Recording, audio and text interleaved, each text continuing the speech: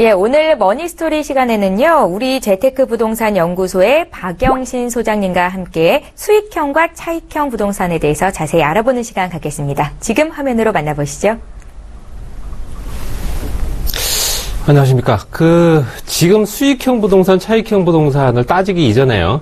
지금 금리가 워낙 낮다 보니까 이제 수익을 쫓아가는 상품들이 많이 이제 또 틈새 시장으로 공략을 하고 있습니다.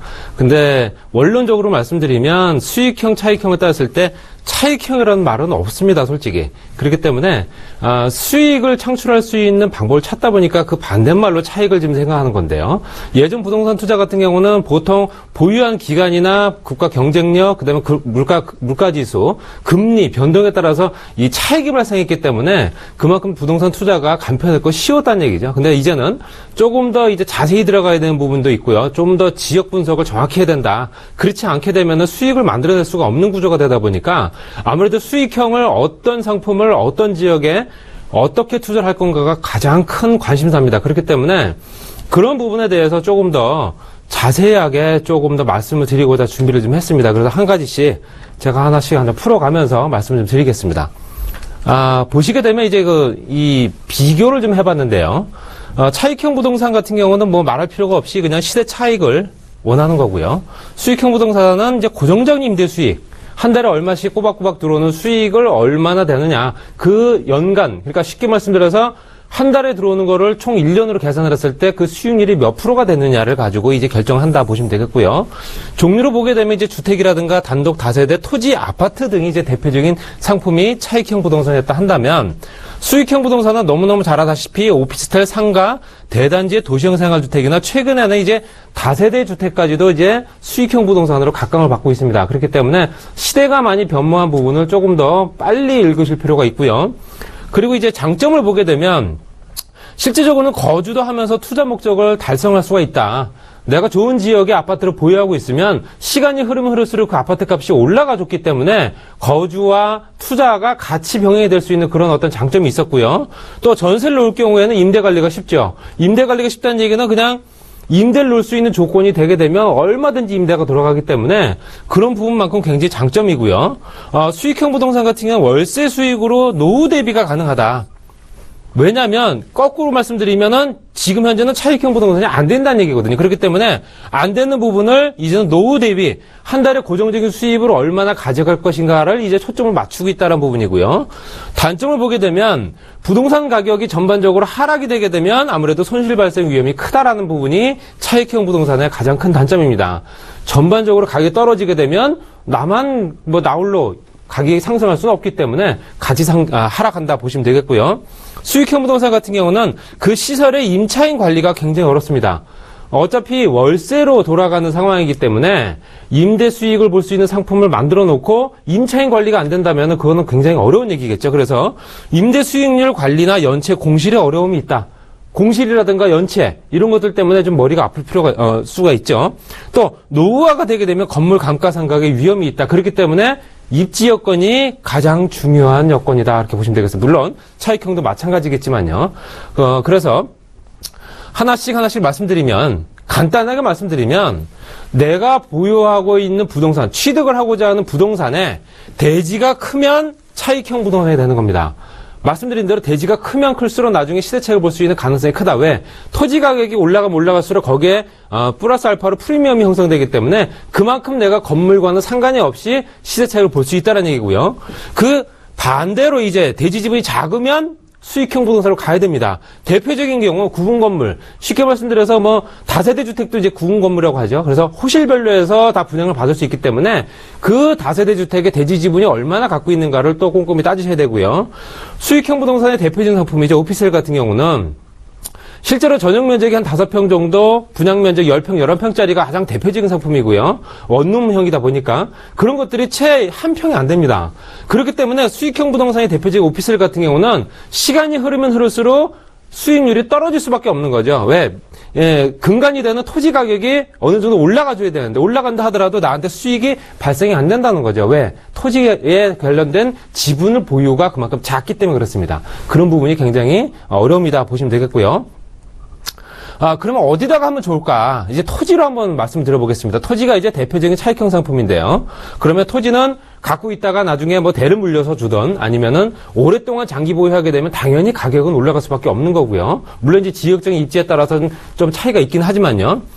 그런 지역들은 이미 개발된 지역보다는 앞으로 개발될 여지가 이건 너무너무 간단한 이론인데요. 이걸 잘 못하십니다. 그렇기 때문에 토지 투자하시는 분들이 이미 개발돼서 그 지역이 많이 시끄러운 지역을 쫓아다니시면 이미 가격은 프리미엄은 많이 붙어있기 때문에 그만큼 내 수익률이 줄어든다고 보시면 되겠고요. 거기에 농지나 임야 이런 곳들 그 다음에 지하철 개통 등으로 주변 지역이 개발되는 곳 이건 뭐 너무너무 당연한 거죠. 왜냐하면 교통 편의가 좋아지게 되면 그 주변에 인프라가 구축이 되고요. 인프라 구축이 되게 되면 그 주변에 인구들이 몰려듭니다. 그만큼 인구가 몰려들면서 그 주변의 부동산 가격을 좌지우지한다 이렇게 보시면 되겠고요. 그 주변에 대규모 이주 수요 이런 것들은 이제 재개발이나 재건축에 해당되는 얘기입니다. 그래서 대규모 이주 수요가 발생하게 되면 그 이주 수요 때문에 그 주변에 임대 시장이 커지고요. 임대 시장 가격이 올라가게 되면 그 주변의 부동산 가격도 같이 덩달아서 올라가 준다라는 내용이 그 내용이고요. 대표적인 게 부동산 자체가 재개발이나 재건축 등으로 신축 아파트로 말씀드린 대로 재개발, 재건축 때는 그런 단지에 미리 선점을 할 필요가 있다는 얘기죠. 먼저 들어가서 내가 갖고 있게 되면 나중에 시세를 얼마든지 가져갈 수 있다라는 부분이 가장 통념적인 얘기인데요. 이게 잘 안 지켜집니다. 그리고 또 본인들이 원하고자 하는 지역이나 본인들이 원하는 상품들을 선택하기 때문에 이게 잘 안 된다. 그래서 수익을 보기가 참 어렵다라고 보시면 되겠고요. 수익형 부동산 같은 경우는 뭐 당연하죠. 임차 수요가 풍부한 지역이 아닌 지역은 들어갈 필요가 없죠. 그래서 그 주변에 직장인들이 많다거나 아니면은 뭐 베드타운 형성된다면 그 주변에 상권이 얼만큼 형성돼서 그 상권 안에서 이루어질 수 있는 상거래가 얼마나 활발하게 이루어지고 있는가를 보시면 상가라든가 오피스텔을 선택할 수 있는 조건이 되겠죠. 그렇기 때문에 역세권 도심이나 대학가 주변은 당연히 상권이 좋다라고 보는 거고요. 또는 업무시설 배후 대단지 아파트 내 상가나 지하상가 같은 경우도 아주 좋은 지역에 들어가시게 되면 수익률이 꽤 괜찮습니다. 그렇기 때문에 물론 상가 같은 경우는 아무래도 조금 비싼 가격을 지불해야 되지만 그만큼 장기적으로 안정적인 수익을 볼 수 있다는 게 대표적인 내용입니다. 자, 그러면 수익형 부동산이 지금 현재 뜨는 이유가 뭐 너무너무 간단한 이론이고요. 다 알고 계신 내용입니다. 실제적으로 우리나라 인구가 계속 줄고 있는 상황이기 때문에 그 인구가 감소되는 부분에 있어서 생산활동이 줄어듭니다. 그만큼 생산활동이 줄게 되면 당연히 소비가 감소가 되겠죠. 소비가 감소가 되는 조건 때문에라도 아무래도 이제는 차익형을 보기가 어렵다는 얘기입니다. 그렇기 때문에 그런 부분을 아무래도 조금 보셔야 되고요. 주택보급률은 이미 110%를 넘어간 상태인데 그래도 주택 보유하고 있는 사람들이 45% 미만입니다. 그렇기 때문에 앞으로도 집을 갖고자 하는 사람들이 많지만 문제는 집을 구입을 하려 하지 않는다라는 게 가장 큰 문제고요. 말씀드린 저성장 저금리 시대 때문에 대규모 개발이 어렵죠. 대규모 택지 개발 사업이 어렵기 때문에 기존의 인프라 구축이 한꺼번에 이루어지지 못한다. 그렇기 때문에 앞으로도 추가적인 그 주변에 이익을 볼 수가 없다는 얘기고요. 베이비 부분 세대가 이제 은퇴하게 되면 당연히 이제 노후 대비 어느 정도 수익을 발생할 수 있는 상품을 찾아야 됩니다. 그렇기 때문에 그런 부분이 아무래도 이제는 수익형 부동산으로 갈 수밖에 없다는 내용이고요. 다세대나 오피스텔 상가 등의 공급 과잉이 우려가 있긴 하지만 입지적인 여건이 좋은 지역에 수요가 증가하는 지역에 들어가게 되면 괜찮다 보시면 되겠습니다. 그리고 차익형 부동산은 이제 시세 차익을 기대하기 어렵고요.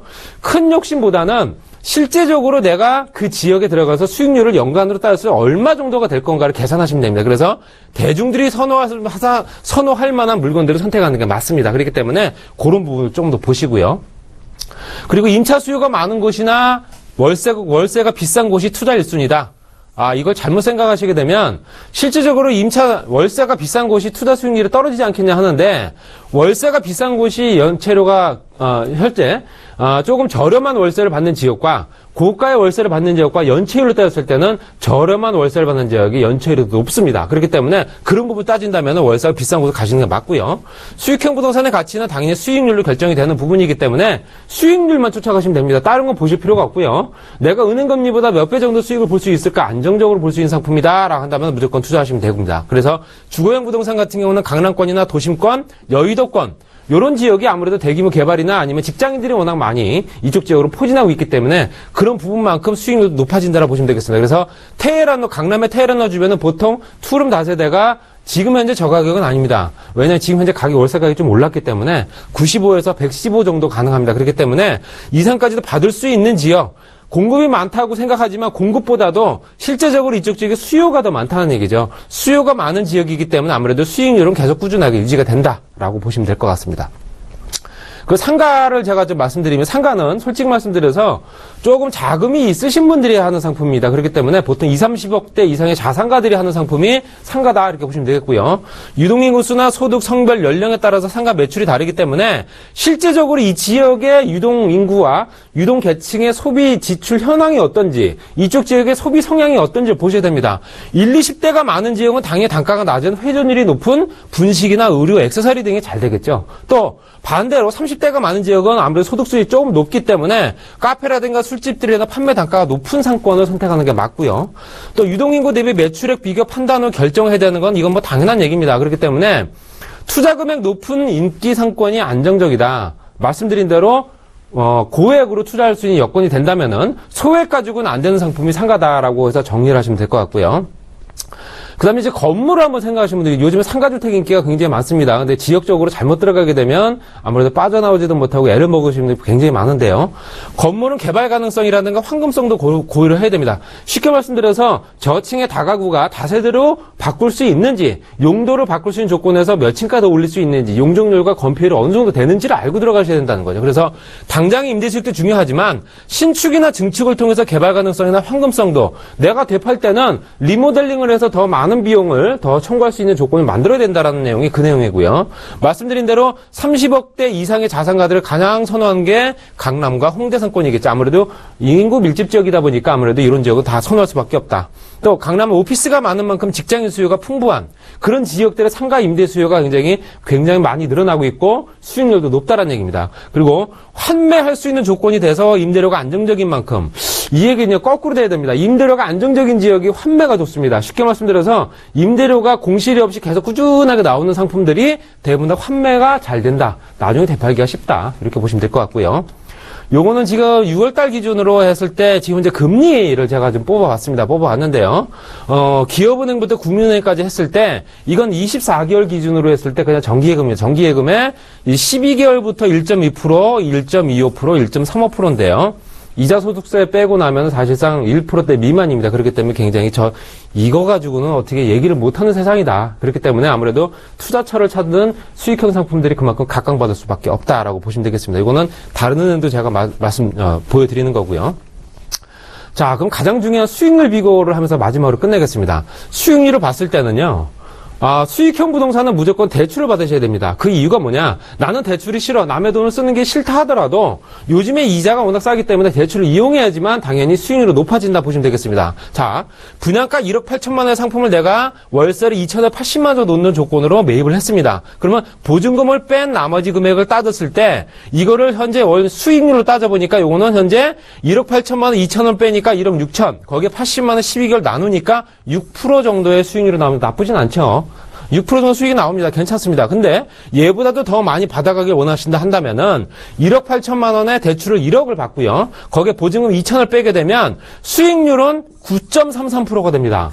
이렇기 때문에 당연히 수익형 부동산, 특히 수익률을 쫓아가는 상품에 있어서는 수익률을 따라가게 되기 때문에 수익률이 높은 상품을 선택해서 수익률이 높은 조건을 만드셔야 된다는 얘기죠. 그렇기 때문에 같은 상품도 대출을 받을 때와 안 받을 때가 이렇게 차이가 난다. 그렇기 때문에 지금 현재 임대시장 보면 수익형 부동산은 대부분 임대시장인데요. 임대시장은 다시 한번 말씀드리면 지금보다도 더 많이 커지고 활성화가 될 겁니다. 그렇기 때문에 이제 임대시장을 공략할 수 있는 상품을 구입하시는 게 맞습니다. 그렇기 때문에 차익형 그냥 막연하게 기대하지 마시고요. 이렇게 꾸준하게 수익을 바라볼 수 있는 상품들을 요지에 여러 군데를 갖고 계신다면은 노후 준비 또는 나중에 자금을 마련하는 데 있어도 가장 큰 어려움이 없다라고 보여지기 때문에 그런 부분을 조금 더 신경 쓰시게 되면 아무래도 투자에 성공하지 않을까라고 말씀드리고 싶습니다.